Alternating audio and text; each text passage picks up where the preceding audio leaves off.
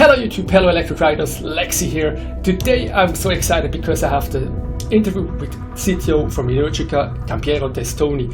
He will answer to all the frequent questions you send me constantly on YouTube, commentary. So he will give answers and introduce Energica as well. So hey, I'm so excited. We're having connection with Rode, and he will call me on Skype in a few seconds. So I'm pretty excited. Let's dive into this. And yeah, enjoy the show, man. So, here we go. Let's stand, we're back again.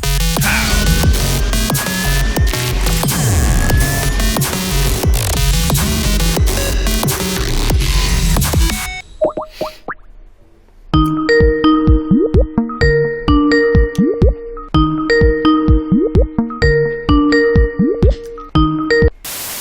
Thank you very much for this interview. I really appreciate your efforts to taking time and answer some questions.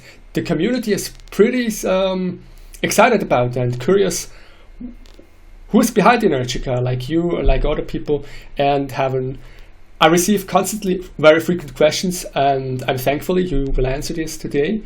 So let's start with that.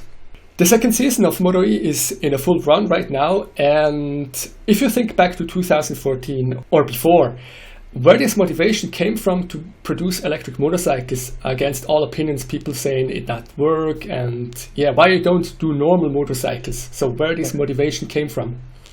Okay, motivation firstly came from our CEO and its family, because they are still involved in other businesses, but they wanted to build their own product.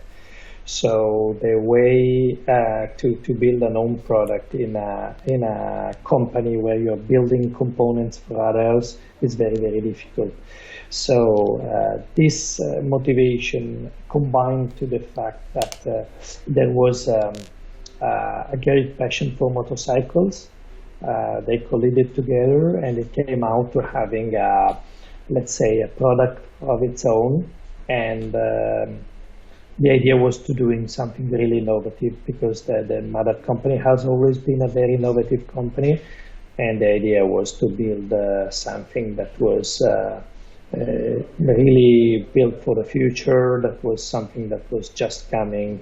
So we raised actually the first electric bikes in 2010 and 2011, and we presented at the EICMA show in Milan in 2011 the first idea of our prototype of electric motorcycle, because we wanted to see what would be the reaction of the market. You know, in Italy it was quite hard to see, but the reaction from mostly from foreign visitors was very, very warm, and so that was the first step of our new project and our new idea of an electric superbike.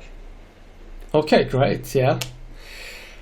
So, and there is, beside Energica, there is wind farm as well. So, will the future look like flying motorcycles, or where do Energica heading to in the next few years? So we have to be realistic. So right now there's nothing as flying objects, at least in our portfolio. But yes, let's say that we will be up to date with any new development that is going onwards. Of course, flying is a complete different matter. But what we see is we aim to have the highest performing and the highest technology product on the market, let's say on two wheels and electric. So this is our goal for, let's say, the next years and the next decades, because we want to remain at the top high end of this market. This is our main goal right now. Okay, yeah. Me personally are curious about how did you came up with the names like EVA, EGO and SS9, and why not instead like SS9, why you don't choose Energica Livio or Energica Giampiero as instead of EGO? Where the name come from? So it's one of the toughest parts is to find the right name for motorcycle. It looks simple, but it's not simple at all. Yeah. So the first one was very huge brainstorming to find out how EGO could come out, but it was mainly due to the kind of vehicle that we were building. So the ego that you want to have showing this motorcycle to your friends, to the people, to anyone you meet on the road. So the ego was really an idea of okay, this is my bike, this is my ego, this is how I live, how I see things. So this was the real first thinking of the name, and that I think that was quite centered in the kind of vehicle we were doing, because who buys this bike wants also to show itself. It was 2012, so it was many years ago. It was the situation on the roads were quite different. The electric world was very at the beginning. Tesla was starting to sell in 2008, 2009, so it was growing. So it was still the first years of the electric. So EGO was showing the person who is owning this bike how it is and how was the sentiment of the bike. Let's say feeling of the bike. Yeah. Okay, nice. EVA came later because after EGO we wanted to keep anyway a short word, very short. But being the name, we wanted to give a female name. So EVA came out as the apple being eaten by Eva in the with Adam and Eve. So it was, is that at the same time it was short, 3 letters, and at the same time was also our CEO's mother name. So it was a combination of the exactly. Eva Cipollini, yes. Yeah, this is what came out from the different names. Then the SS9 is it's still an EVA, but because it's EVA SS9, and SS9 is the name of the road that crosses all Emilia-Romagna. Yeah, this famous road, yeah. Strada Statale 9, that's it. Okay. Who's your favorite MotoE rider? Well, let's say that I don't have a favorite MotoE rider because I try to see from the top. I try to see how is racing, how is the happenings of each races, of each weekend, not only of each race, because there's it starts from Tuesday and it ends on Sunday night or Monday morning. So it's one week. So you see the whole thing, the whole thing. So it's a community. It's you can say also friends, because they are there for racing your bike. So it's there's not really a favorite rider because they're all racing with your bike. So it's like you have 18 riders in your team. So it's like more sharing the same dedication for something, for racing. Let's say that it's a satisfaction to see these riders. You see young riders, and at the same time people with very, very big experience racing your bikes, having fun, giving a nice show. Because we have to say that races are short but have a very excellent show. They are very centered for what Dorna was looking for. So a lot of battles in 7-8 laps. So it's very nice, and we too are very anxious when it's Sunday or Saturday for the Saturday race, and watching the race, what happens, who is, anyone can win the race. The bikes are all exactly the same. So it's really riding. It's all about e-pole, how you set up in your e-pole. You do an error in the e-pole, you start from the back, and then it's very difficult from the back to gain the podium, for example. So everything is it's quite tough. In the weekend, they don't have much time to race, so it's really understanding how to interpret the riding of the bike, the track, and everything else. So on our side, it's a big family, and we're happy just to see that they are having fun and they're really racing. It's not just playing, but they are racing. When I saw on MotoE the first crashes happens, it hurts in some way because I love this motorcycle. How's it about you when you see some bikes going down during the race? Is that... Let's say we don't care about the bikes because, whatever crashes, you can rebuild it or change it and whatsoever. The most important thing is that no injuries to the riders. So absolutely. Our first thought is to the riders. Especially last year, they did a lot of high sides and a lot of big crashes. So the first thought was, is the rider okay? Then the bike, okay, anything can happen and race. It can be destroyed, as it happened this year to Canepa in qualifying. So whatever happens to the bike, you can rebuild it. So that is okay. It's not a big worry. So now let's jump to the community questions. They write me on YouTube. In some way they sound a little bit hilarious, but I just take it and forward it to you. So whatever I can answer, I will answer. Okay, first one came from Sam Baker in New Zealand, maybe you know. He want to know what's the difference between the the EGO street version between the EGO Corsa, and how is it able to unlock this restriction so you can go faster with some update or something else? So you mean the difference between the street bike and the MotoE? No. When you can modify the street version from the EGO to the EGO Corsa. Is that right? Okay, so the Kit Corsa Cliente. Yeah, because exactly. EGO Corsa is the name of the MotoE bike. So okay. EGO Corsa, that was the misunderstanding. So the Kit Corsa Cliente, that's a big step. So it's many components that are being changed.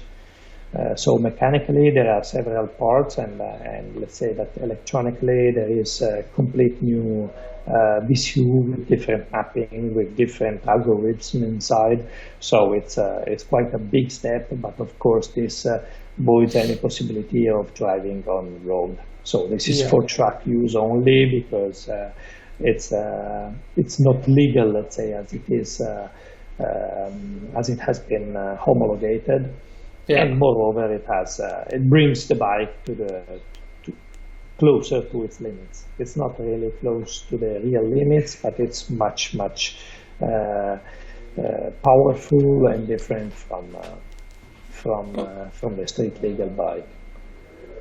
Okay, so if you do this upgrade, the Corsa kit, afterwards it's pretty close to the MotoE bikes, or is there a big difference? Pretty close. Let's say that the battery won't be the same because the battery is different, but it's very, very close. Okay, yeah.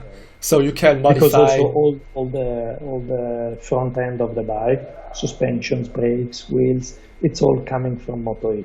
So it's the exact same parts of the MotoE bike. So it's the whole experience you gained from MotoE, you put it into the EGO Corsa. Yeah, that's awesome. You can gain even more from the EGO Plus.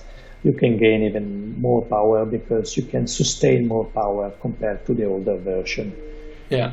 Because you have more energy, so you keep it performance for more laps, let's say. Yeah. What's about the rumors I heard? So the power is basically limited to the battery output. What would be the engine able to produce on power if it had enough power? So what's the peak? Let's say it's a big difference. We can easily add 35 to almost 40 kilowatt to the bike. So additional, just software, but then the range would be very, very short. Yeah. For example, in MotoE, we tested it with more than 30 kilowatts increase, and the bike gets really crazy. But of course, then you do maybe 3 laps, So it's not okay. Sure. So it is about the balance between power and Yes. endurance. So yeah, that's It's exactly limited by sense. the battery. It's limited by the battery and not by the motor or the frame or whatsoever. Yeah. Will the Energica offer a 6 kilowatt charger in the future? Right now, we did many thoughts on that. Right now, it's not our priority because we really believe in DC fast charging, in the development and deployment of charging stations. So we are really pushing not to have it because it's extra weight, it's extra complication, it's extra cost. So we are pushing not to do it. Many customers have asked it, but this brings in the current platform. Okay, there's constraints about space. We can think of adding another charger somewhere else, but right now it's not one of our priorities because with DC fast charging you can easily exceed that power. Of course, at home you won't have it, but at home overnight you almost charge it always. So there's not big issues to have that, and often it's not fully discharged. So we are quite happy of the 3 kilowatt. I know with the bigger battery it's very long to charge compared to the smaller battery, but we are investing much more on the development of the DC fast charging because that is the most. It's where we really believe. When we will get the 50 kilowatt charging, is that possible? Basically, if having that high charging rates, for example, on DC fast charging? It's beyond the limit because 50 kilowatt charger, it means that you need active cooling in the battery to keep it cold during charging. So it's a big development to be put in place. Of course, for the future, the bigger the battery is, the more the power, because otherwise the DC fast charging starts to lose its sense. So the bigger the batteries will get, the more power we will use from the chargers, and that's it. We will have to implement more active cooling for the future if we want to go at these levels of power. Otherwise, you will not ever use it because then you will have the rating for temperature. Yeah, it's different when you charge a 50 kilowatt hour battery with 50 kilowatts instead of a 20 kilowatt hour battery with 50 kilowatts. That's quite different. Just it's double. Yeah, it's double. Yeah. It's like charging a 50 kilowatt battery with 100 kilowatt. Yeah. Is any firmware update in the pipeline? Can you tell also a little bit more about the future, the features you will implement on the new bikes? Is there something coming up? So right now, firmware updates are always rolling. So we always do firmware updates for our experience with our test riders coming from MotoE. Whatever we find that there is an improvement, we always release many firmware updates in order to have the best evolution even of the older bikes and gain the maximum from the bike. Saying what we will implement in the future, it's not possible, unfortunately. Okay. It's all based on our future developments. Okay. Will there be a lighter version of the bikes in general? I think. Is there some weight optimization? Weight is the next step. First thing you have to gain power, then you have to gain the exact range that is requested by customers. Once you reach the right range the customer wants, then you start saving weight. So any kind of progression we are doing, any update in the platform we have is meant to save weight. Yes, in the future we are working mainly on saving weight because it makes the bike easier, of course lighter, and you gain also some range because the lighter the bike, the more range you can gain.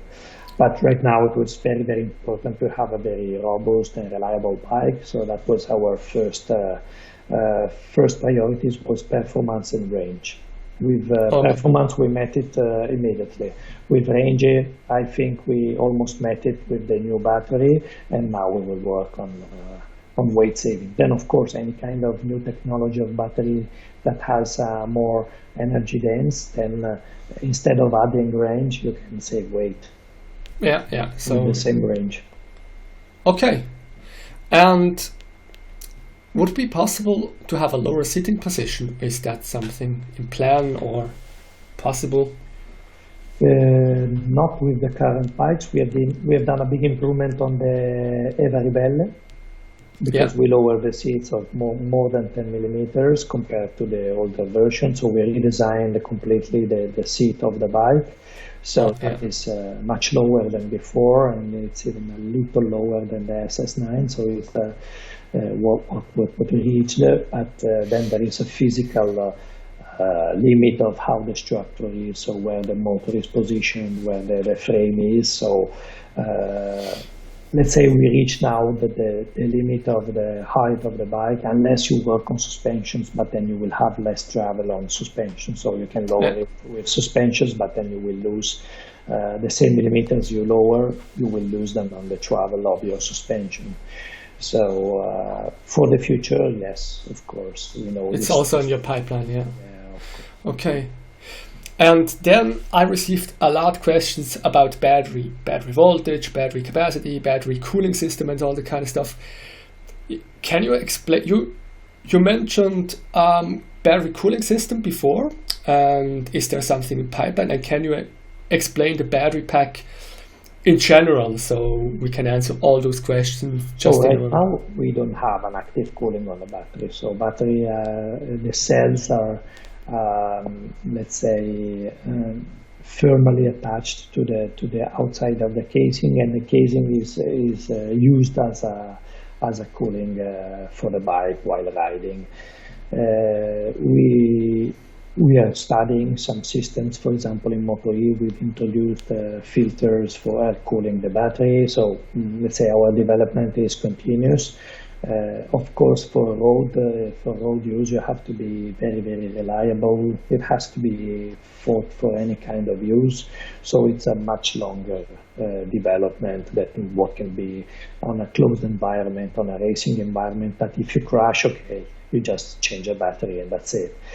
For everyday use, you have to be really sure that if you do a small crash, it doesn't become dangerous for the rider.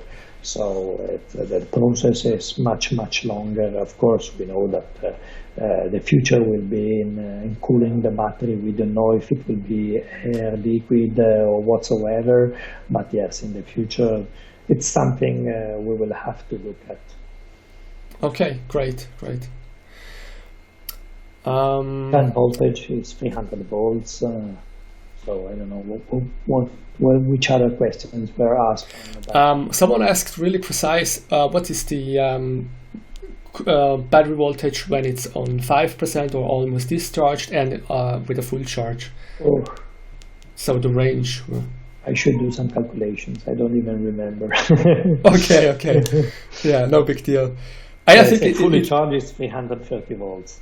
330, yeah. Okay. I guess this is some kind of details nerds want to know. Yeah, just forward it, whatever. Okay. Is it possible to rise efficiency with speeds above 100 or 120 kilometers per hour by adding some dynamic motor calibration or a second gear? Would that bring more efficiency? A second gear, yes, of course, because you will reduce the current you need. But of course, that will add weight, will add complication, will add something that can break. So now for the system we have designed, so let's say a high voltage system, gears are not really necessary. So the balance between the investment, the cost, the weight, the complication compared to what you can gain is not really worth. Modification. Of course, there are different technologies that we are working on to increase efficiency, both on inverter side, motor side, and of course weight. Aerodynamics makes a lot on high speeds, above 80 kilometers per hour. Aerodynamics is very important. We have done several wind tunnel tests, so we are working hard on that, because we know that range can be also achieved with different systems, not only with added battery. Absolutely, yeah. People main focus on the battery instead of the whole package: aerodynamic, efficiency, tire pressure, of course, the gears you're wearing. It's some most details which can add more range. I guess this was all the questions I have. Do you want to say something additional or telling something about your company, or?